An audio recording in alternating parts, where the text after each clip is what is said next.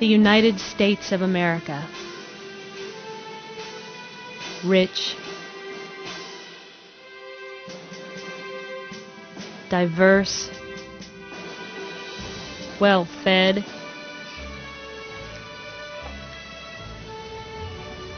proud, free. The United States of America. Poor, hungry, scared, oppressed.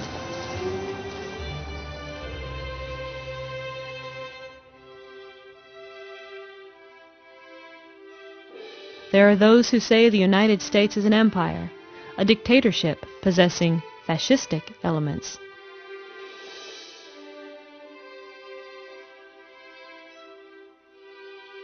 There are others who insist it's a democracy or a representative republic, the realized dream of the Founding Fathers.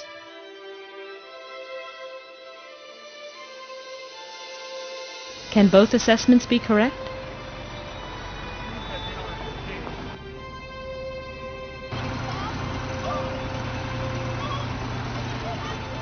How can the nation known as the United States of America be both? How can there be two totally different views of the same thing? Is America an empire or a democracy, or somewhere in between?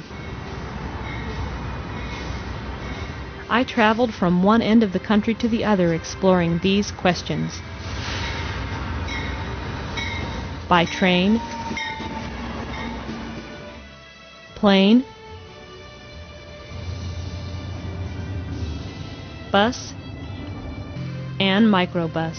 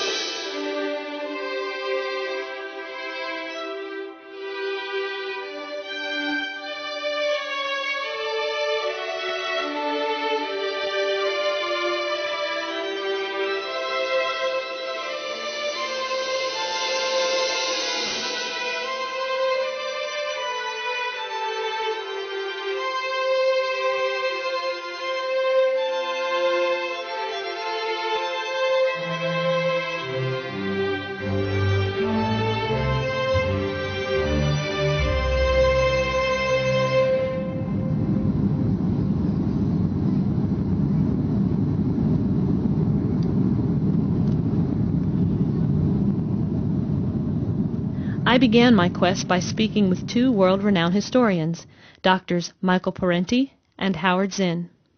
What's happening in the United States is a struggle between democracy and empire. Democracy is a wonderful invention by the people of history to protect themselves against the abuses of wealth. It's not a question of are we or are we not a democracy, A or not A. It's not that precise.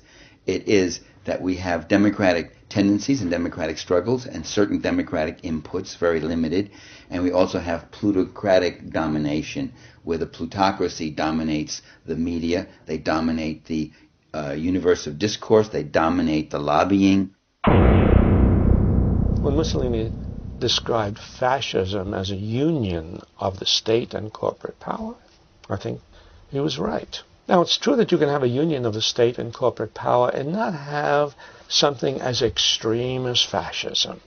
In fact, that's what we've had in the United States. We've had a union of the government and corporate power ever since the beginning of this country.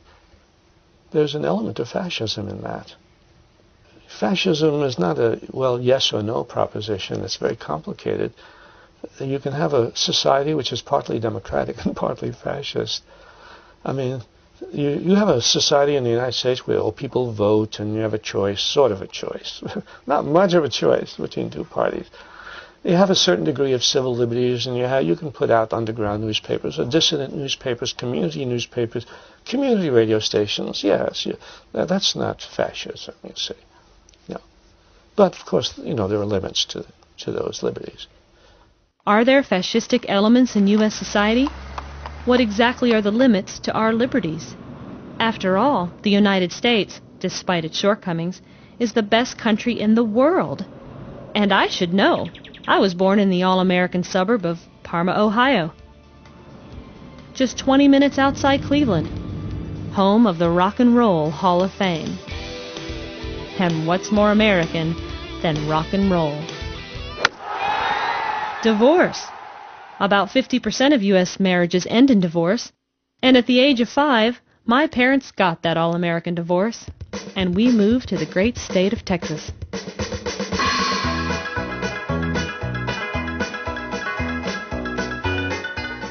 I grew up in Huntsville, home of Sam Houston and 35,000 other people. We have one university, one high school, the largest statue of an American hero in the entire world, and 9, you heard me, 9 prisons.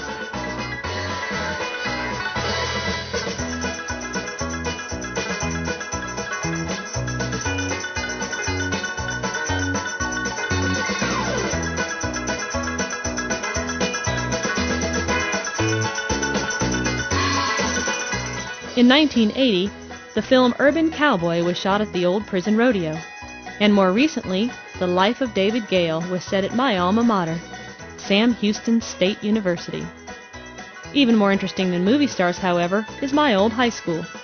It was the first high school in the United States to get surveillance cameras, ironically enough, in 1984. Yes, this was an all-American patriotic town. In the United States, we enjoy freedom of speech, freedom of religious and self-expression, freedom to peaceably assemble. So where are the limits?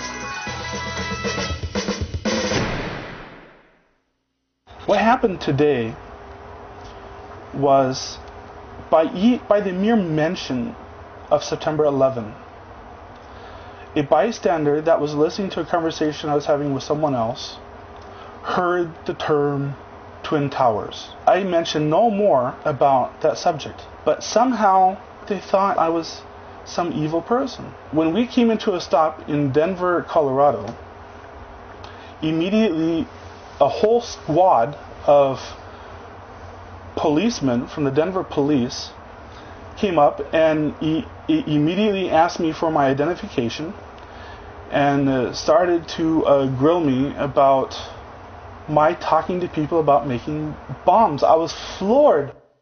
This is Winston. His crime? A philosophical discussion on an eastbound train. I caught the last bit of his police interrogation on tape. All right. For the rest of your trip, just Keep my mouth shut? keep your views. That way you can stay on the train. If there is another complaint, they'll put you off the train. You gotta follow some rules. We live in a different time now. Anything that you think might be off-key or a little touchy, you probably won't want to talk about for the rest of the trip. I'm not kicking you off. You want to make the rest of the ride, I'm that's talking about how. love and peace, and don't do this kind of bad stuff. Okay, well, you're very animated when you talk. That attracts attention to you. Okay? And if you do that, if somebody gets disturbed again by your actions, Amtrak is not going to, they're just going to take you off the train. You be a damn veteran for this country, and this just doesn't matter anymore. If you're going to get upset about it, you might as well just get off the train. No, I'm Okay. I'm fine. That's I can't believe I've this. already instructed the conductor. Yeah. Any one altercation or anything, and if you're angry and I don't need you. No, I don't get angry. Okay, I'm but not what I'm not saying an is, when aggressive you leave, person. as you leave Denver, I don't need you expressing any type of resentment or anger.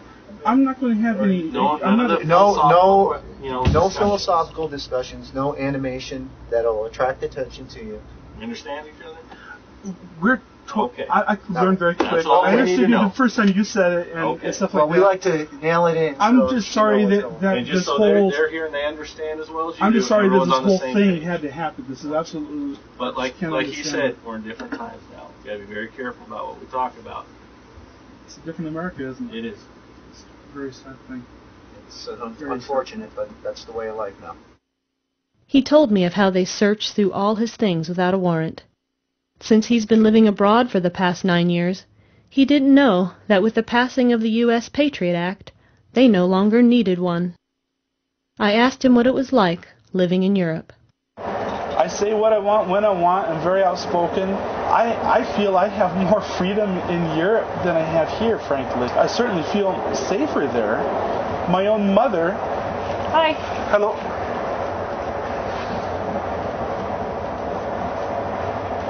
Do you think you'll ever come back to the United States again to live? After what happened today, I really don't know.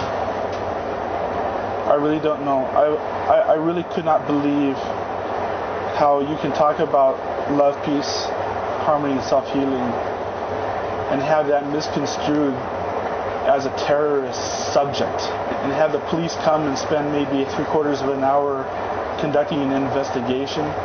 I was scared. I could not believe what was happening. And I don't know what's going to happen now. Are they going to start tapping my phones? Are they going to tap into my computer? Are they going to blacklist me? Am I going to be on some list somewhere? Does the President of the United States have a great big long list now? He can just pick and choose who's his enemy or not?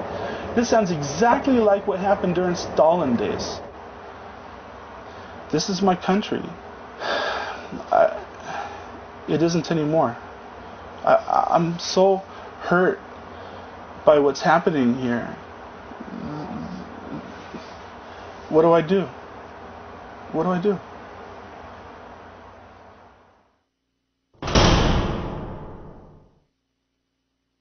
You know, I joined the Navy as a young man wanting to do something important for my country, and I served 20 years. I've gotten a number of medals, accommodations. I've even got letters of appreciation for my service in it by the senior George Bush when he was president, when I retired. And then I expressed my feelings about something political, and I'm interrogated as if I'm a criminal and nothing mattered about my 20-year career. This is Mike. His crime? Sending an email. He tells us about his visit from the Secret Service. I sent out some emails to some friends of mine, and 1 month later, almost to the day, I noticed some cars coming up my driveway. And they were here to see me regarding an email that they said they intercepted. And they asked me just point blank, which this really made me feel like a criminal, when they asked me if I was planning on going to Washington to shoot the president. They asked if I had any mental problems. Did I take any drugs? They wanted to know all the medications I was on, prescription or otherwise. So I obliged them, and they copied all the information down off my medical bottles. And they wanted information who was my doctor, what doctors have I seen since I retired from the Navy, and that sort of thing. I'm on a number of antiretrovirals and one antidepressant, which I've been on that for years, and it's really helped me a lot. But I don't see any problem with any of these medications concerning any of my actions. I didn't do anything wrong that I could see, and I was never offered an attorney. When they asked me a question, if I didn't have it right in front of me, I came in here and got it they wanted to know any friends I keep close contact with or relatives, like my sisters and everybody. They wanted to know their phone numbers and their addresses.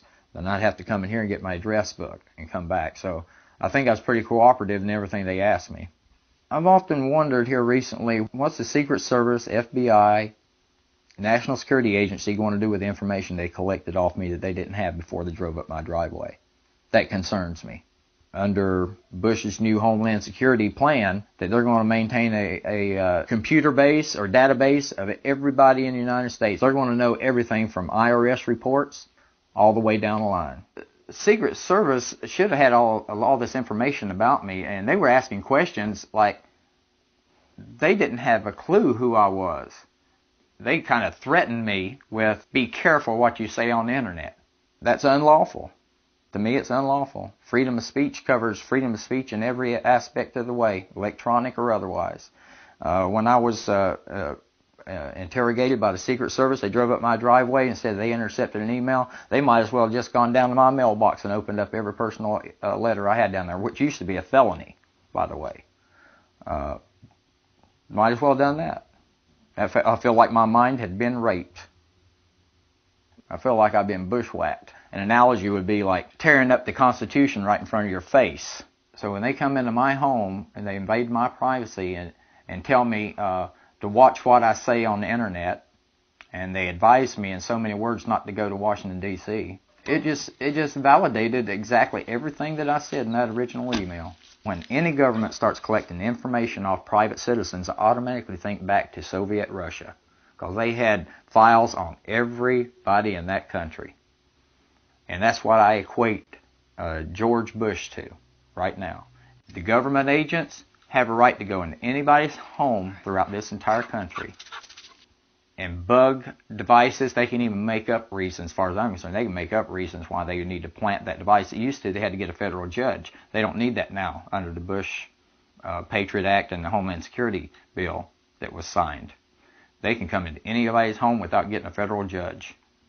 And it's not going to change what I say. It's not going to change my political views. As a matter of fact, it's justifying them. But I'd like for America to know that we have a Constitution and we shouldn't have to fight for our freedom of speech. It should be automatically given. And I've been watching our freedoms disappear for the past 10, 15 years. If this type of an event can happen to me, it can happen to you. It can happen to anybody, anytime, day or night. I was told that Bush was going to be speaking at the Ohio State University for a commencement speech for the graduating class in June of 2002. Shortly before the commencement speech, that there was a protest rally called Turn Your Back on Bush. And the night before, graduating students were told that they would be expelled and arrested. You can't tell adults that they're not going to graduate if they don't stand up and applaud for the president. This is Jeff. His crime? Turning around while Bush was speaking. Here is his story.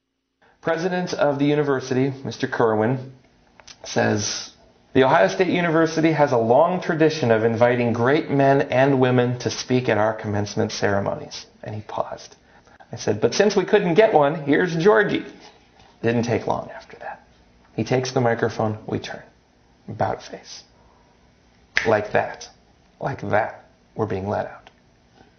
It was seconds. Had we done something to threaten the president?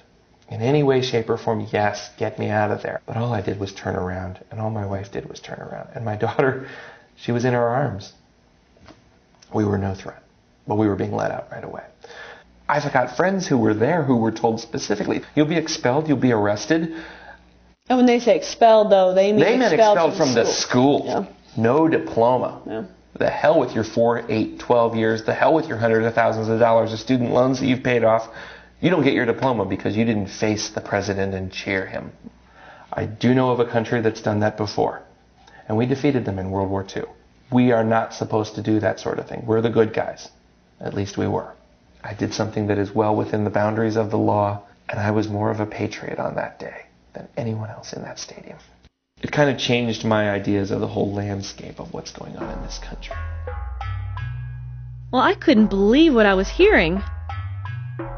I started doing some research on other such cases of civil liberty violations. And here are just a few examples of what I found.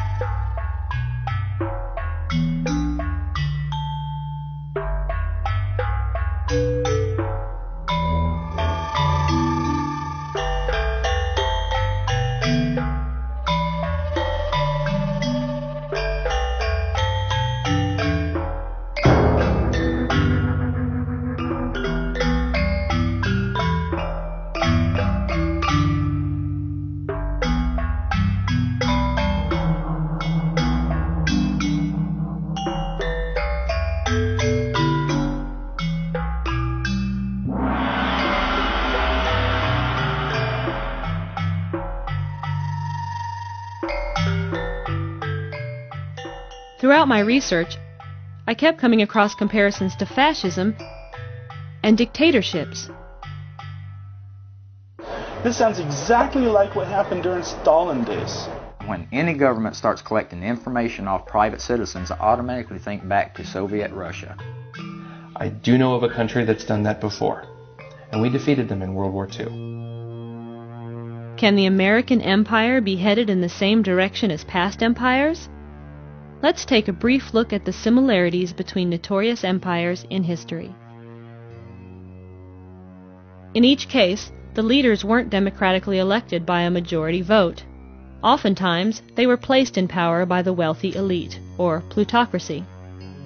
In each case, they waged preemptive wars, or just wars of expansion, always under the pretense of protecting their homeland.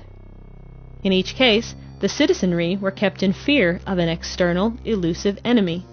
The governments would use this fear to undermine their civil liberties. In each case, it resulted in the shooting, gassing, or poisoning of their own people, and ultimately led to their own tragic downfall. Also in my research, I kept finding this: suggestions and flat-out accusations that the Bush administration knew or was complicit in the 9/11 attacks. The Bush administration reacted to it as if it were waiting for something to happen. The attacks were used as, first of all, as a shock mechanism to render the American public immediately pliant, immediately supportive of any military action, and they have been used as a mechanism to instill fear, great depths and levels of fear into the American public.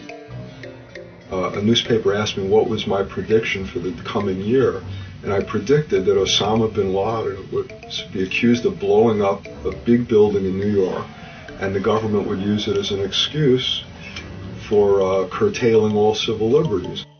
On 9/11, they got their pretext for expanding into a corporate state that would encompass the whole world.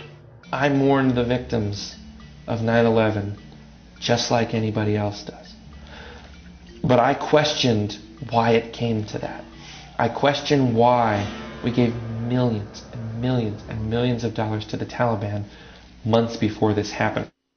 They were responding to the history of the U.S. national security state's terrorism throughout the world and repression throughout the world by attacking.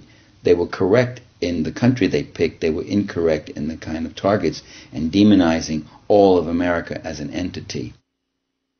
You know, those people have just learned to hate us. I mean, we do nothing to help them.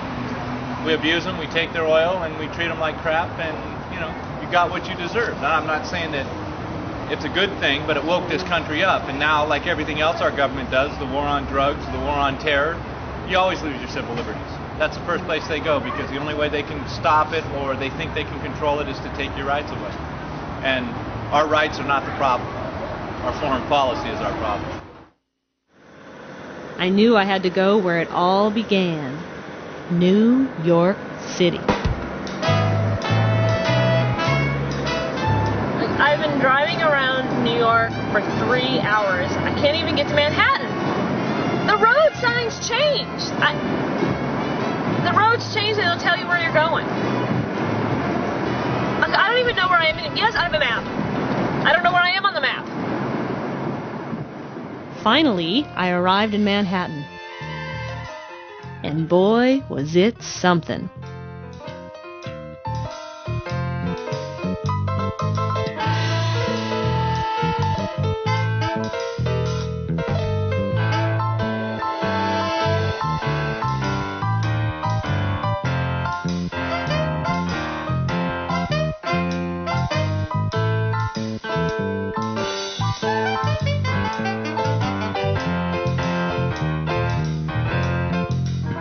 I, of course, visited Ground Zero.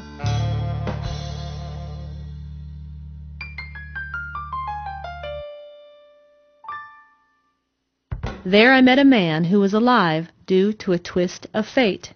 On September 11, 2001, I took my son to school.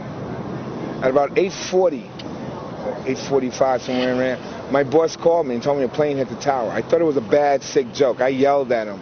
I said, "It's a beautiful day. What are you talking about?" This is Harry Rowland. Until 9/11, he was a tour guide for the World Trade Center. From the moment I looked out and saw that North Tower smoking, I knew he was no longer joking, but it was a serious situation. And I watched, amazed and just froze in fear as I saw the second plane approach. Coming from the south, I watched this plane veer and accelerate into the World Trade Center.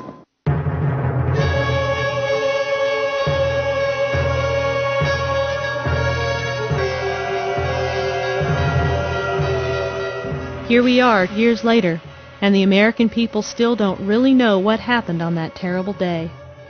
A day of unprecedented events.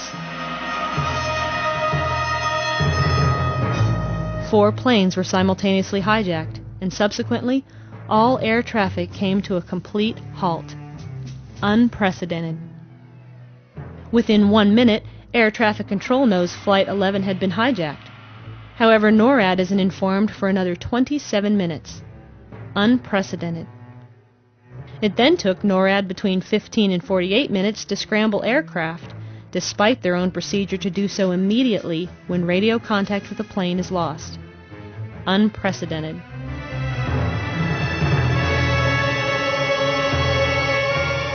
Bush knew about the first plane upon arrival at Booker Elementary. At that same time, a public announcement is broadcast inside the South Tower, saying that the building is secure and people can return to their offices.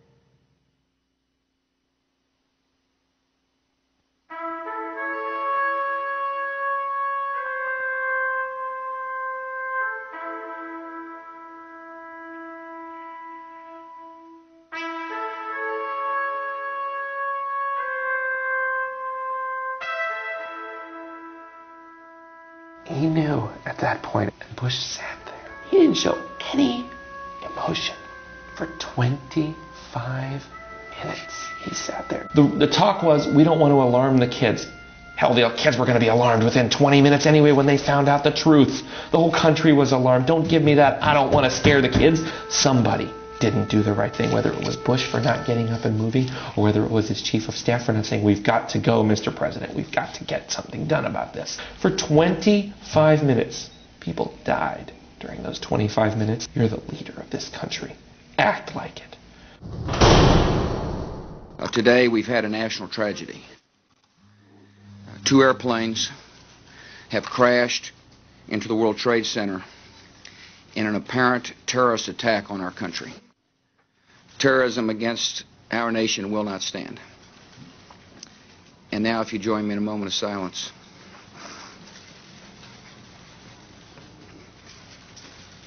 May God bless the victims, their families, and America. Thank you very much.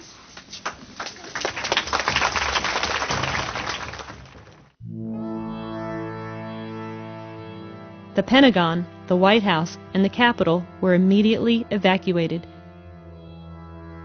Frank Wheeler, United 93 is with you at 350. Intermittent light stop. United 93 checking in 350. United 93 350. United 93, that traffic to you is 1 o'clock 12 miles eastbound 370. Negative contact, we're looking at United 93. Somebody call Cleveland? United 93 verify 350. United 93 verify your flight level 350. United 93 verify your level of 350. United 93 Cleveland. United 93 Cleveland. United 93 if you're at Cleveland Center, I don't, please. United 1523, did you hear your company, did you hear some interference on the frequency here a couple minutes ago, screaming? Yes, I did, 797, and we couldn't tell what it was either. Okay. United 93 Cleveland, if you hear the center, I don't. American 1060, a ditto on the other transmission. The American 1060, you heard that also? Yes, sir, twice. Roger, we heard that also, thanks. I just wanted to confirm there wasn't some interference. Is that 956? Is that 956, go? We were just answering your call. We did hear that yelling too. Okay, thank you. Yeah, we're just trying to figure out what's going on. Okay, thank you. They got them piece to dock. Keep remaining sitting behind the ball board. So, calling Cleveland Center, you're unreadable. Say again slowly. Sir, did you hear the transmission where the airplane that said he had a bomb on board? Say again. Was that United 93? Yeah, that transmission he said was unreasonable. It sounded like someone said they have a bomb on board. That's what we thought. We just we didn't get it clear. Is that United 93 calling? Sector 956, that aircraft we believe was transmitting at 12 o'clock, flying 5 miles, turn left heading 225. I'll get you away from him. Okay, he's climbing, so I want to keep everybody away from him. Okay, I think we got him in sight. Well, the 1989 traffic views at 11 o'clock and 15 miles southbound, 41 climbing. Looks like he's turning east by heading 360. Hi, here's the captain. I would like to order the main detail. Bomb aboard, and going to back to the airport, and we'll have our demand, so please remain quiet. Okay, it's United 93 calling. United 93, understand for the bomb on board, go ahead. United 956, did you understand that transmission? Okay, affirmative, he said there was a bomb on board. And that was all you got out of it also? Okay, affirmative. 93, go ahead. That aircraft you can't get a hold of, has he turned to the east now? He's just turned to the east also. United 93, you're here Cleveland Center. Okay, American 10-6 and Executive 956, we just lost the target on that aircraft. Okay, 956, we had a visual on him, just stand by. Do you have a visual on him now? We did, but we lost him at the turn. You can make a turn back to 220 heading, let me know if you can see him. Yeah, he's still there, we got him for 956. He's still there, northwest of you, about 25 miles? Okay, permanent for 956. Executive 956, fighting 180. Okay, we're making a turn for 956, he appears to be heading right towards us. American 1060, do you see anybody northwest of you? Can you shoot back that far there? We're looking now, sir. United 93, Cleveland, do you still hear the center? United 93, do you still hear Cleveland? United 93, United 93, do you hear Cleveland? United 93, United 93, Cleveland. United 93, United 93, do you hear Cleveland Center? Do you see any activity on your right side, smoke or anything like that? Negative, we're searching. Yeah, we do have a smoke puff now at about, probably 2 o'clock. It appears to be just a dark cloud like a puff of black smoke.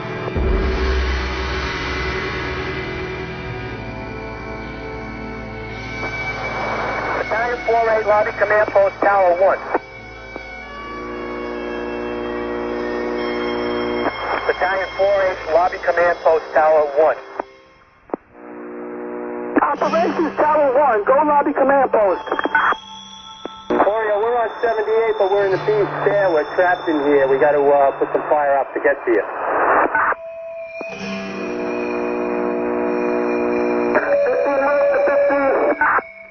Alright, 10-4, we're going to knock down some fire here in the beach there, and we'll meet up with you. You get over to the 8th there and help out Chief Palmer.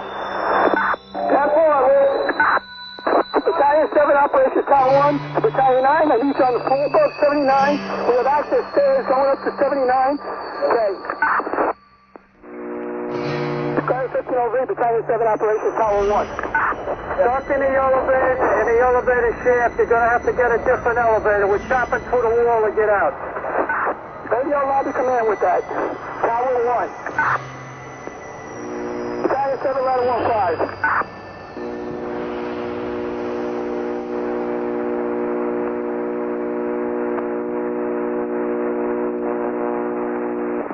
I want to know why it took him 10 hours to get back to Washington, D.C. that day.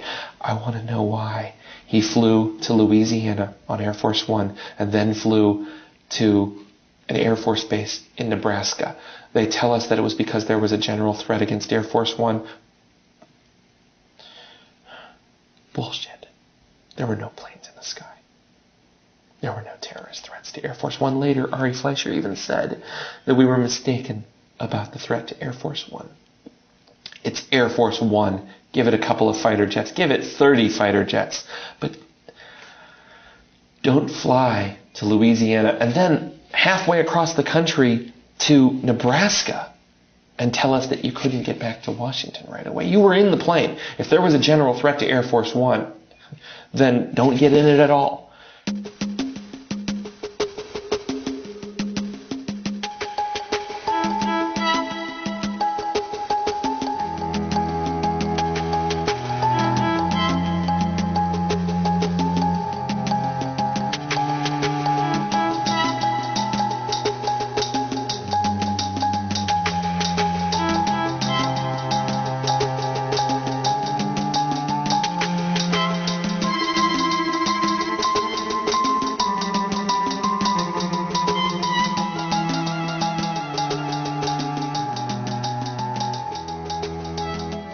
Jordan, you're not going to believe what state I was in when I heard about the terrorist attack.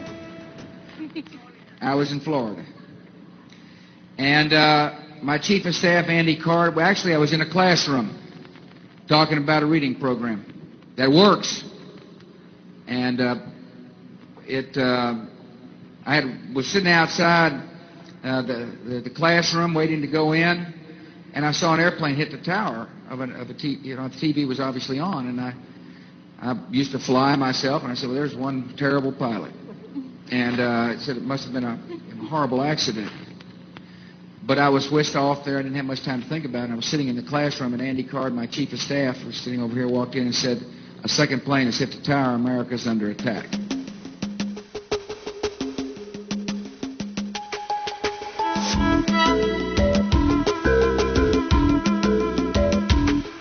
Why weren't the aircraft immediately scrambled? Who tried to profit off this terrible event when he could have? 70 minutes to dispatch. Why was Giuliani illegally storing 20,000 gallons of warnings from Russia, Germany, and Israel?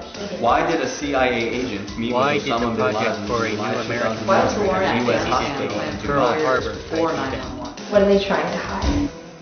And if I'm wrong, somebody show me some evidence to the contrary. Because until you can give me more than just media reports about what a terrible day that was and how the families all got phone calls from their loved ones who knew they were going to die that day, that's not enough for me. I had a friend who was on Flight 11. I am certainly one of the many, I think millions of people who believe that 9/11 was not what the official story would claim it was. Zbigniew Brzezinski published a book called The Grand Chessboard, which said that the United States public would need an event like Pearl Harbor to launch it into war, to overcome its resistance to imperial kind of moves. The Project for a New American Century said the same thing. It referred to Pearl Harbor in its paper of 2000. On the day of September 11th, 2001, network commentators constantly referred to Pearl Harbor. 9/11 has been the trigger for domestic repression and global fascism.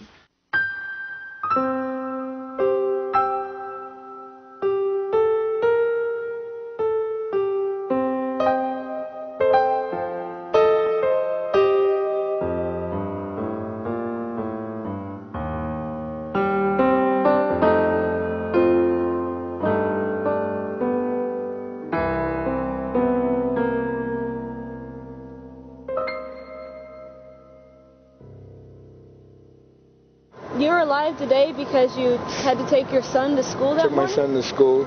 Basically, my mother said you don't even question things like that. Some things are done for a reason. This was murder. This had nothing to do with anybody's Allah, anybody's Muslim thing. This is murder.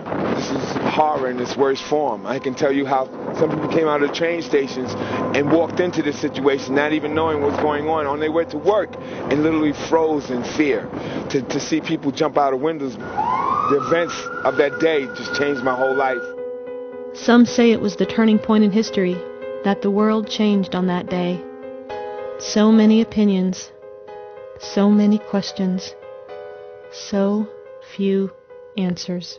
Someday, people will look back on 9/11, and sure, they will see it as, the first terrible act of terrorism committed in the United States, by some foreign group.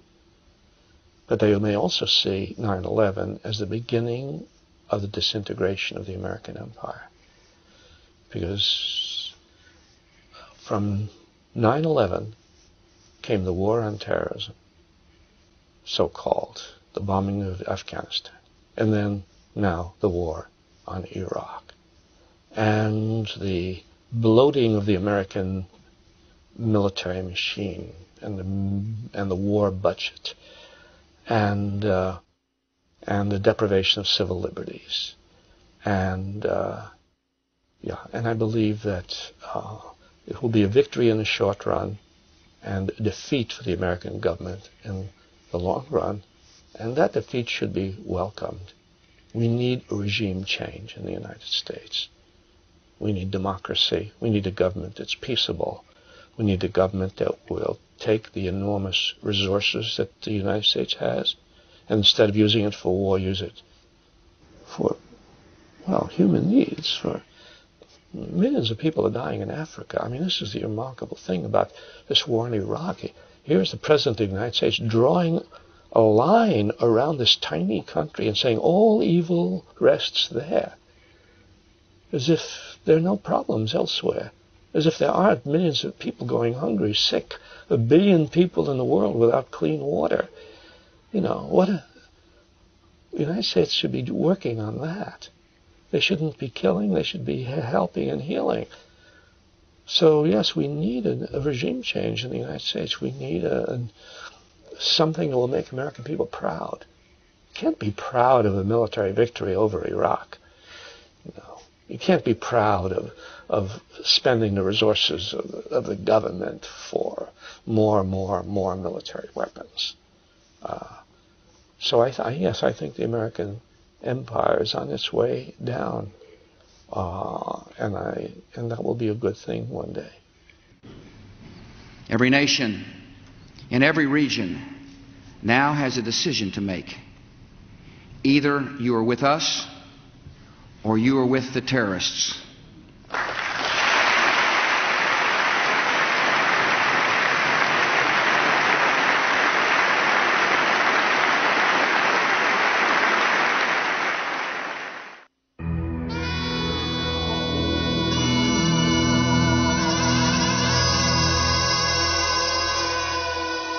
Didn't stop to think, to ponder different alternatives, to ask what is the proper response, what is the intelligent response to this terrorist act.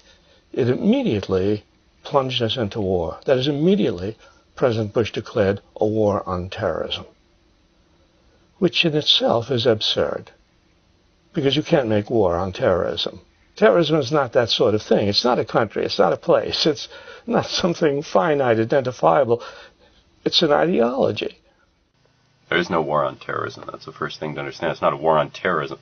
It's a war to deepen and extend American power around the world, in which terrorism is the justification. It has nothing to do with terrorism. And so what happens is the Bush administration singles out a country, Afghanistan, where probably some terrorist cells, some of the many terrorist cells exist, and bombs Afghanistan for a year, killing several thousand people, probably killing as many people as were killed in the Twin Towers on September 11th. What does that do to combat terrorism? Nothing. Does it diminish terrorism? No sign. In fact, the warnings about terrorist activity keep coming to us day after day, week after week, dire warnings. So obviously, all that did was to establish Bush's reputation as a warrior, as a tough guy. Imagine how tough the United States must be to be the most powerful military country in the world and to be able to bomb Afghanistan, one of the poorest, most miserable countries in the world. You have a new imperial power, the United States, running amok in the world. Of course terrorism's a problem. If the United States government wanted to do something about terrorism, it would do something to produce some sort of justice in the world. It's a project in which the United States has considerable power, given that it's the wealthiest nation that's ever lived on the planet. It's the nation with the most extensive military capacity in the history of the planet.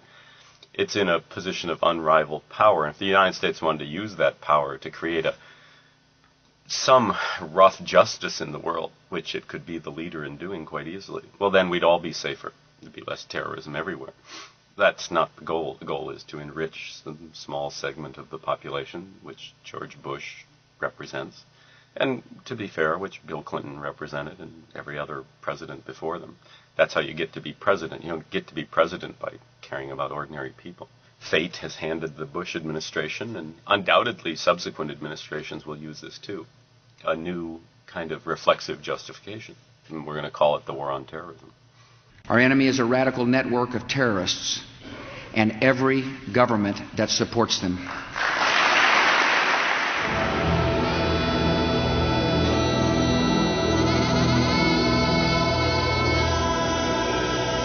The current Bush administration is probably the worst American administration that we have had in the 20th century. By that I mean that it is the most unrestrained by public opinion, the most unrestrained by world opinion. It has the tightest little constellation of right-wing people that we have seen in government. And it seems to be absolutely determined to be at war. And Mr. Bush goes to the United Nations to tell them Iraq never complied with the UN resolution. Excuse me, Mr. President, Israel never complied with the UN resolution or didn't comply with the large number of them. Why didn't you show up to say that the UN should have backbone? After a year of bombing Afghanistan, Bush suddenly decides to turn his attention to Iraq. Now, I would say it seems obvious that having failed to accomplish anything against terrorism in Afghanistan, and perhaps worried that the American public might catch on to this, the Bush administration finds another target. This is a man who has gassed his own people, used weapons of mass destruction on his own citizens, gassed their own people with weapons of mass destruction, gassed his own people with weapons of mass destruction. What they leave out are several other things. One is that Saddam Hussein was CIA. He was put in by the CIA. And CIA backed Saddam's right wing of the Ba'ath Party. And the Ba'ath Party went and murdered every Democrat, every progressive, every communist that was in Iraq, and then went and murdered the left wing of their own party. So they killed, tortured these people. They did all that. It's true what they say about him, that he did do these terrible things. What they leave out is that when he was doing them, he was Washington's poster boy. And they couldn't have more praise for him. But then he turned around and he did something else, and that was that he nationalized the oil reserves and fields. He actually got the idea that our oil, which is in his land, would actually belong to him. There's always the question, how did all of our oil get into Iraqi land? Well, why did we put it all there, you know? Hey, what's good for General Motors is good for the country. And what Saddam Hussein has proved to be is a nationalist also. He's using some of those resources for health clinics, for education of his people. Even though he's a right-winger and a militarist, he was a nationalist. So he was an economic nationalist, and they don't want that. They want a real, complete comprador leader in Iraq. The goal is to get this country back into this global, multinational, corporate, free market system. The other goal, of course, is the old-fashioned colonial issue, just grabbing the oil. There's 113 billion barrels of oil there at $40 a barrel. We're talking $3-4 trillion. And Saddam Hussein is giving concessions to the Russians, Chinese, French, Italians, Brazilians, and Malaysians. Dick Cheney and George Bush and their people don't own a drop of this. Now, if they go in and take over the country, they'll take over all this, and those contracts can be suspended. That's from a previous regime. They no longer have to be honored. You see, the Bush administration is not close to the oil industry. It's not friendly to it. It is. I mean, these guys are themselves oil men. Why do you think Bush then keeps saying that we know he has weapons of mass destruction and he is an imminent threat and he has links to Al-Qaeda? And he is not a democratic leader. He's a tyrant and all these things. He's saying those things to justify the attack against Iraq. Those are the same false pretexts that were used by his father to attack. Remember this? Took incubators and left the children to die on the cold floor. Babies pulled from incubators and scattered like firewood across the floor. Everyone believed this story. But there were no babies thrown on the floor. This woman turned out to be the daughter of the Kuwaiti ambassador and coached by their PR firm to tell this story.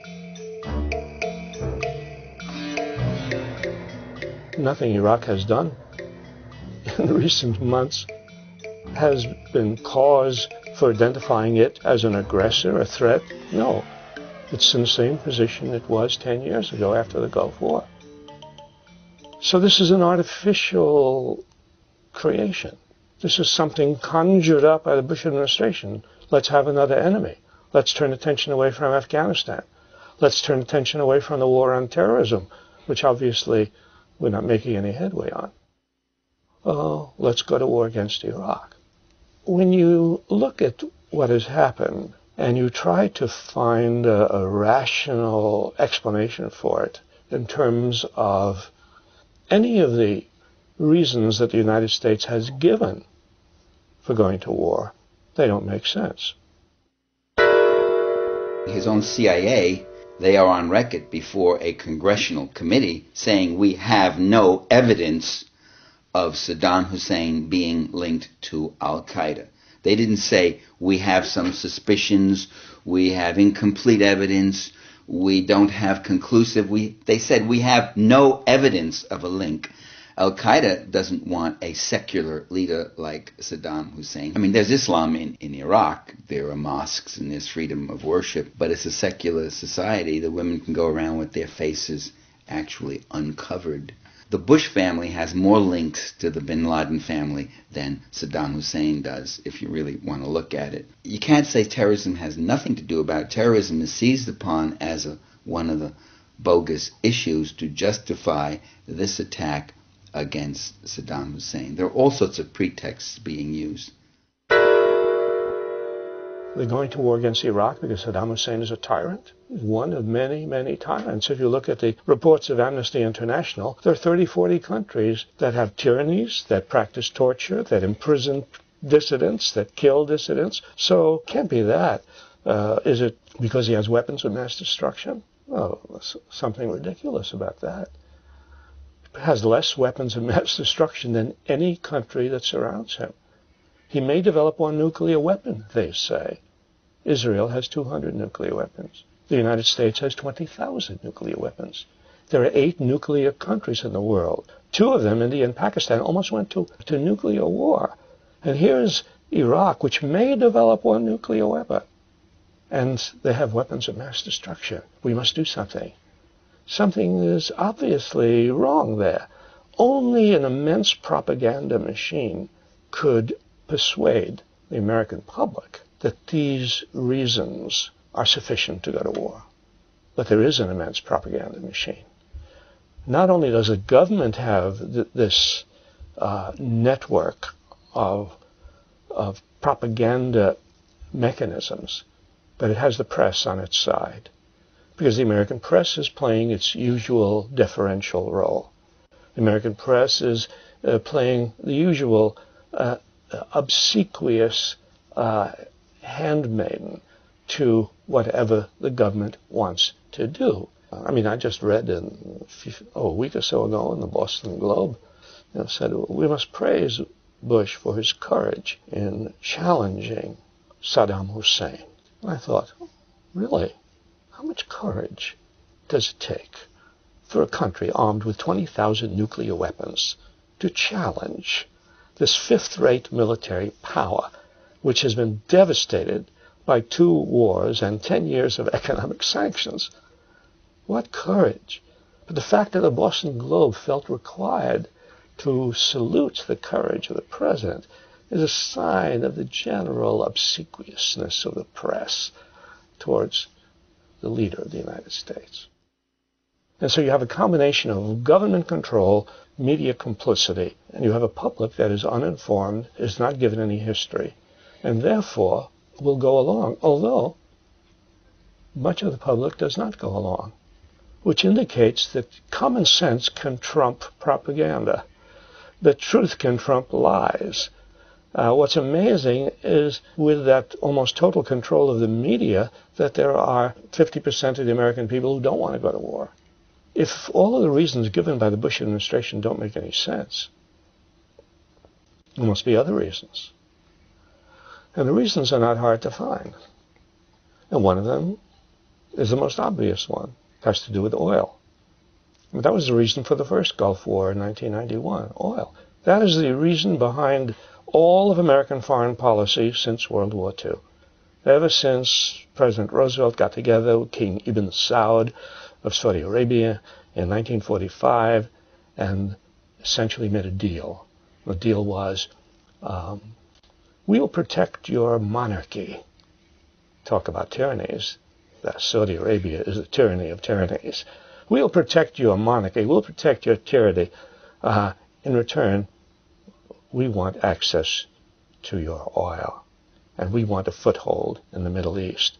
And that deal has pertained. Everything the United States has done since then has been based on the quest for oil. I should add one thing to that. It's not even a matter of being deprived of oil, because we would not be deprived of oil no matter who had the oil, because whoever had the oil would have to sell it. They cannot drink it. They must sell their oil. The only question is, at what price will they sell their oil? If they want to sell it at their price, that cannot be allowed. They must sell it at our price, and we'll go to war over the price of oil. Really.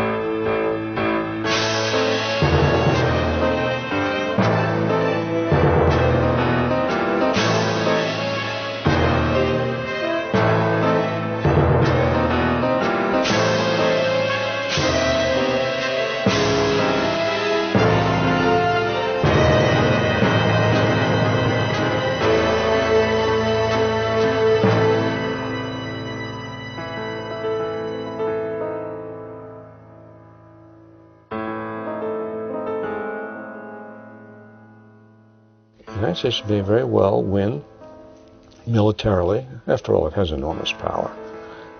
It may win militarily, even quickly, but it will sow a legacy of hatred all over the world.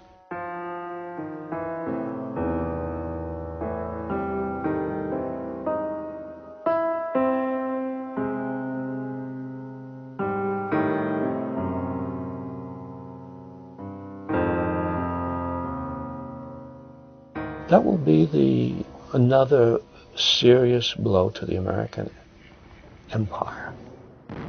So, Afghanistan, Iraq, who's next? Iran? Saudi Arabia? North Korea? Less than 1 week after overthrowing Saddam's regime, Washington was already threatening and making claims against Syria.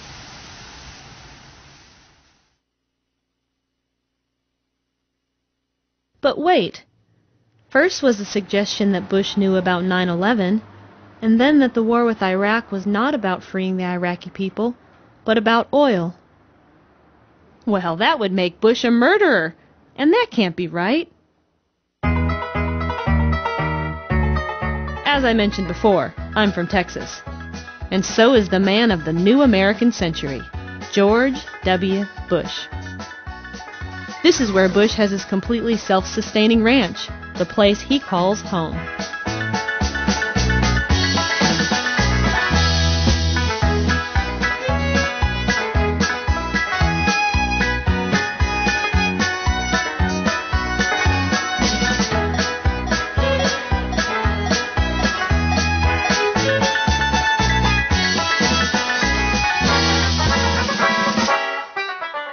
Before being selected as president, he resided here as governor of Texas for 6 years.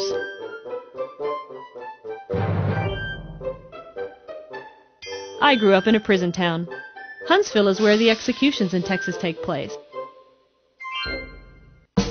And Texas is #1 in the entire U.S. of A. for death penalty executions.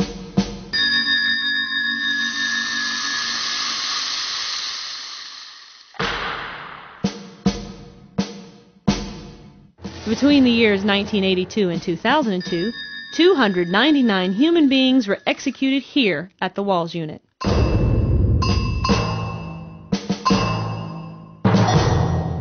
This man executed over half in just 6 years. Still, only 152? That's not so bad. So why all this talk of Hitler?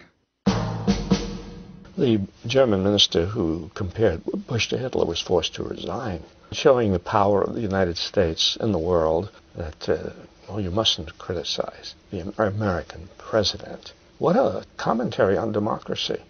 The whole idea of democracy is that you should be able to criticize government officials in whatever way you want.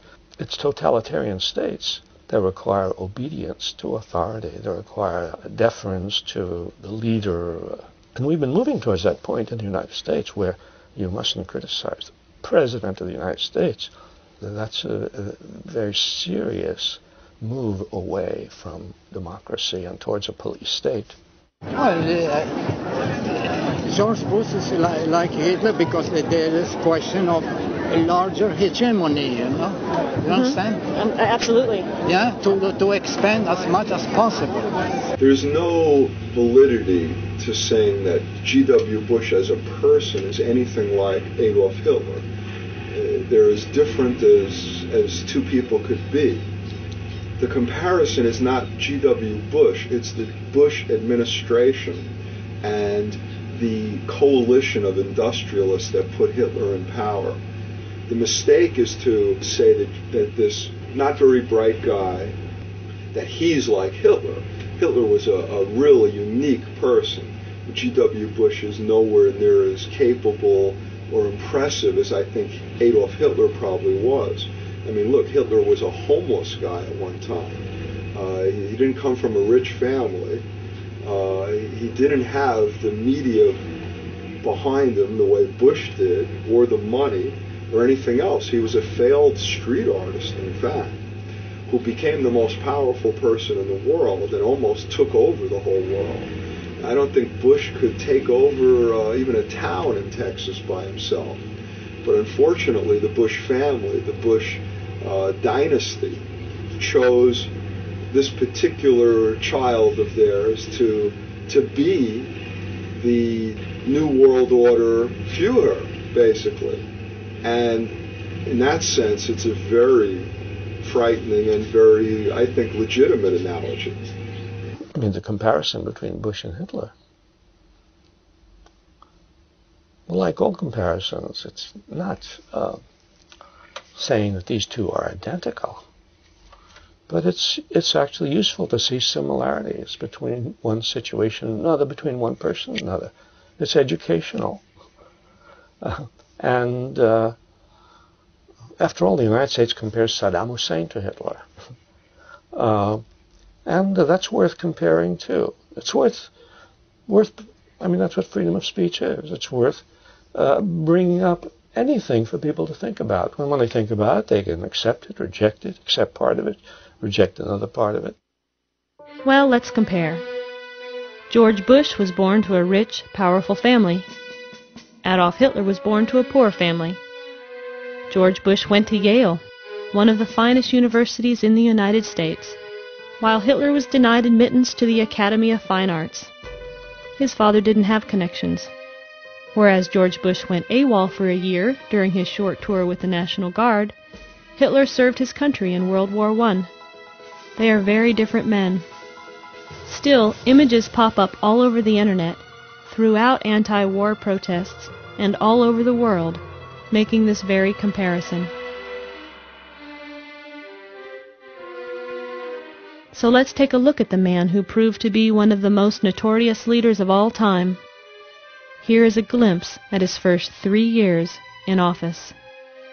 Although not elected by a majority vote, and despite the fact that many citizens disputed his legitimacy as leader, this man soon became a champion of his people.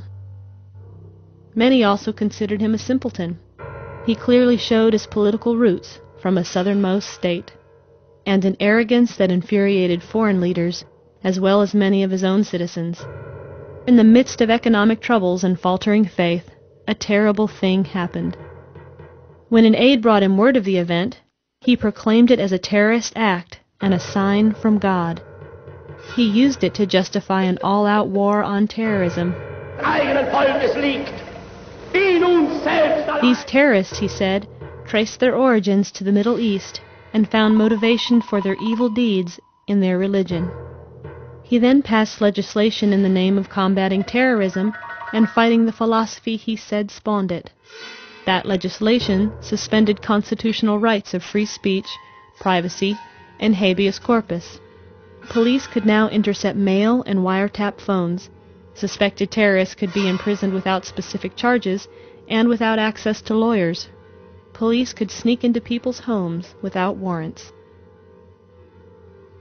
He stirred national pride among his countrymen by referring to their nation as the homeland. In a national outburst of patriotism, the flag was everywhere. After the first war came another, which was also connected with the terrorist act. He said these words to his frightened people after that infamous terrorist attack.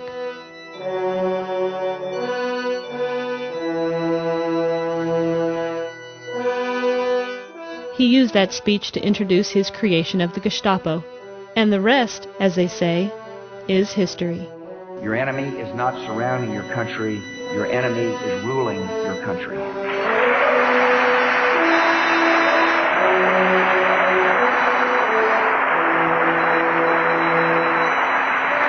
And the day he and his regime are removed from power will be the day of your liberation.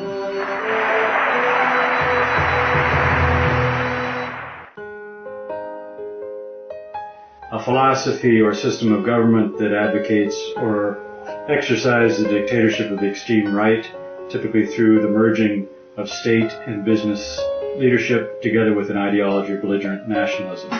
There's no simple dichotomy, oh, here's fascism and here's democracy. And certainly the union of corporate power and the government, which, as Mussolini said, is fascism, is a strong move towards fascism. And we should recognize it as such. Now, Lenin's statement about fascism is capitalism dying, probably true. And it's true because fascism carries capitalism to its ultimate. It carries the union of corporate power and government power to its extreme, and it destroys civil liberties. And when you get to that point, you are reaching the end of the rope. I spoke with Michael Ruppert, publisher of From the Wilderness, about his new book, Crossing the Rubicon, America's Descent into Fascism at the End of the Age of Oil. Now, fascism, to describe the United States of America, that seems a little extreme, I think, for like the majority of the public. How do you see it turning fascistic? Well, it's absolutely accurate, number one. I mean, throughout the 20s and 30s, when fascism was in vogue before the horrors of World War II, the terms fascism and corporatism were used interchangeably. It represented the merger of the state and corporate power, and that was openly discussed. Mussolini said it. It's extremely interesting that in his State of the Union address in January of 2003, George W. Bush quote, he referred to the evils of the last century as Hitlerism, communism, and militarism. He couldn't bring himself to say the word fascist because he is one. I also spoke with author Don Paul and asked if he really thought the U.S. was moving towards fascism. I think that the Bush administration is following the designs of its family over several generations in perpetrating a corporate state to the max and trying to basically institute a global empire. It's an exact factual line in terms of the Bush family's support of fascistic philosophy or government going back at least to George W. Bush's grandfather, Prescott Bush, who was one of the main financiers of Adolf Hitler's Nazi Party through the Union Banking Corporation. He was a Republican, his partner a Democrat, W. Abel Harriman, and he both funded and employed slave labor at Auschwitz even after the United States had entered the war after Pearl Harbor. They didn't decease from that, Prescott Bush and Abel Harriman, until they were forced to by the Trading with the Enemy Act in 1942.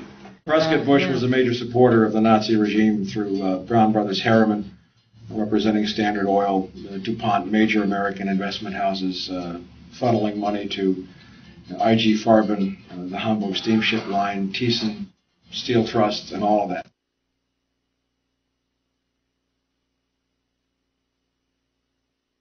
You might be living in a fascist state if your leader wasn't democratically elected. The 2000 election is interesting. I think it's true that the American people have become cynical about elections.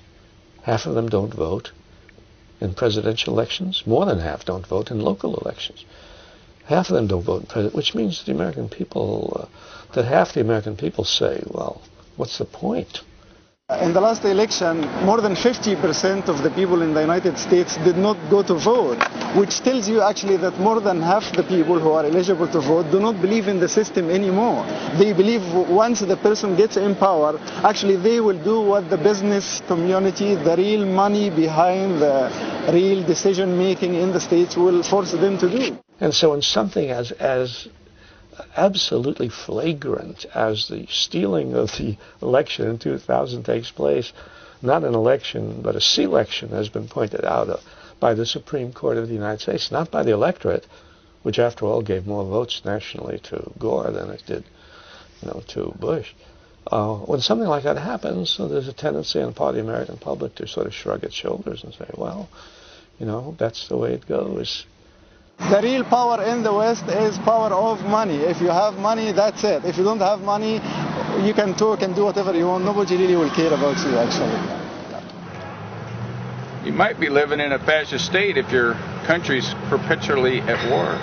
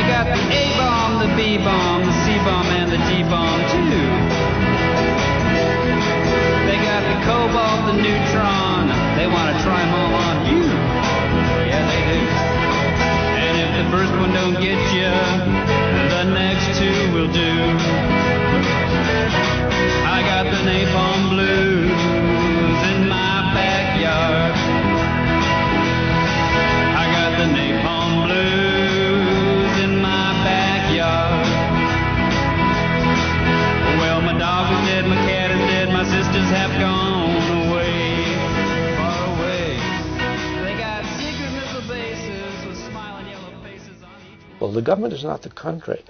Very often you hear them interview young men going off to war, and they say, well, I feel I must fight for my country. They're not fighting for their country. They're fighting for the government. They're fighting for the political leaders. They're fighting for the corporations that will make money from the war. During the Vietnam War, there was a famous poster. It said, "War is good for business. Invest your son." Chilling, but true.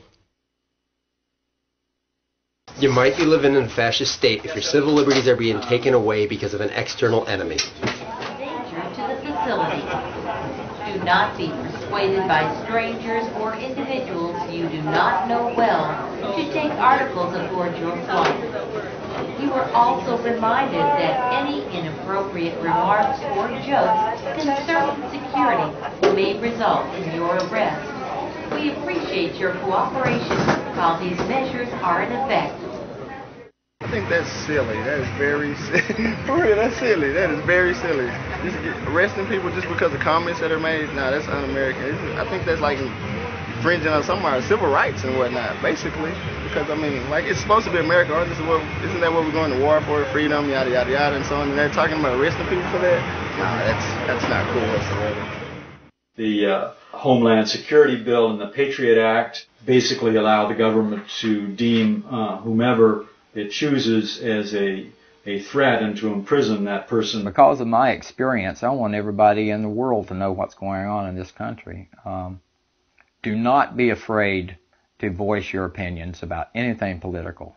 You're allowed to do that under the Constitution.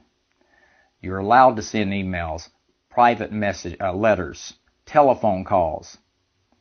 But see, the President of the United States now wants to take all that away. They want to start monitoring every phone conversation, every email that crosses the country. And don't stop doing it. And when you get tired of it, or if you're tired of it already, write your congressman and let them know. Flood them with millions of letters. You might be living in a fascist state if your public servants gas, shoot, or poison their own people.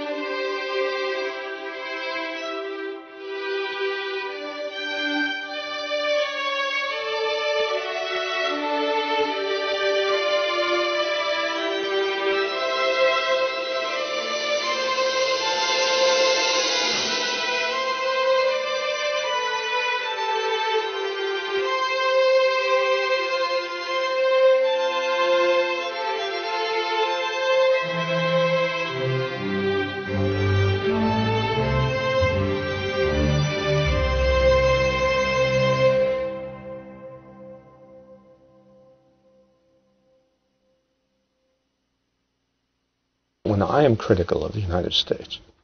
People say, yes, but isn't the United States the best country in the world? Well, my response is, it's not a simple matter to characterize a country as the best or worst. I mean, it's not like the top 10 musical selections, you know. I mean, there are obvious ways in which the United States is superior to many places in the world. And we have more civil liberties. Even with the attacks on our civil liberties, we have more civil liberties than a lot of places in the world.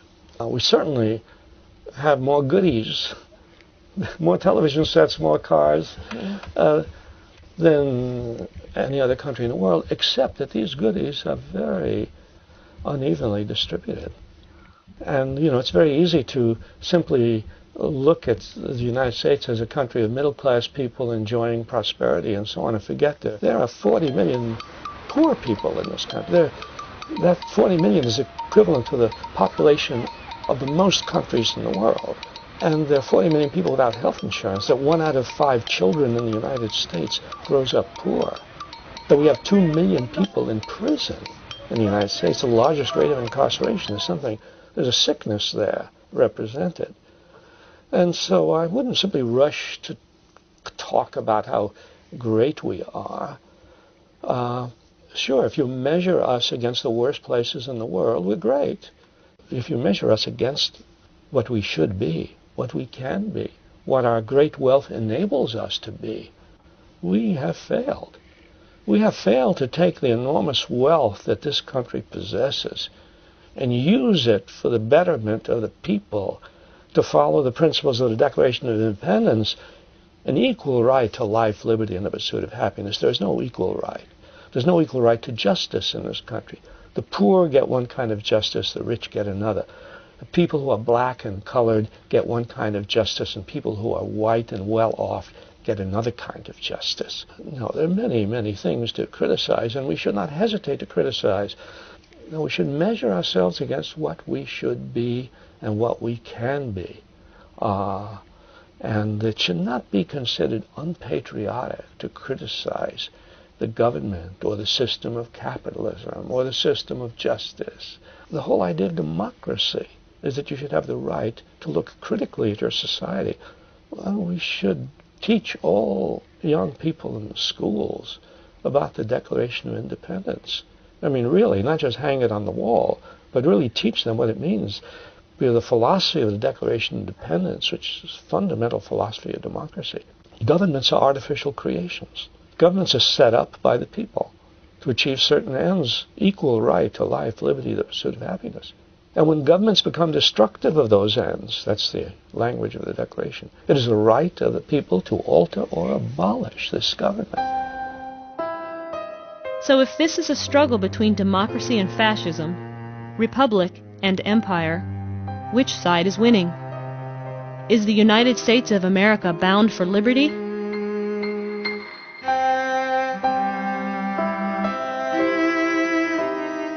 Or do we just have liberty bound? Until then, we remain the land of the free and the home of the brave.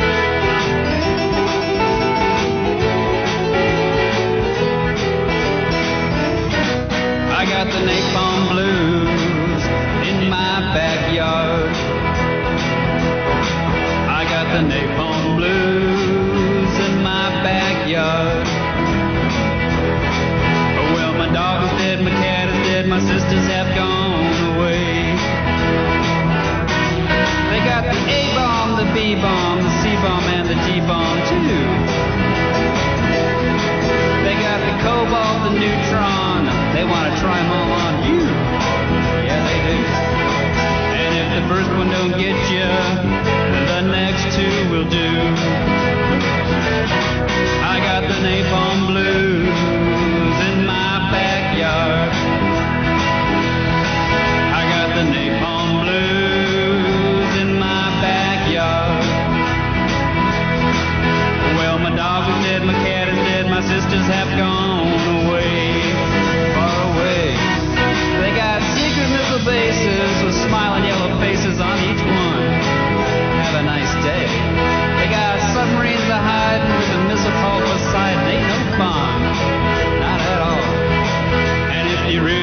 like dying. They got the trident too.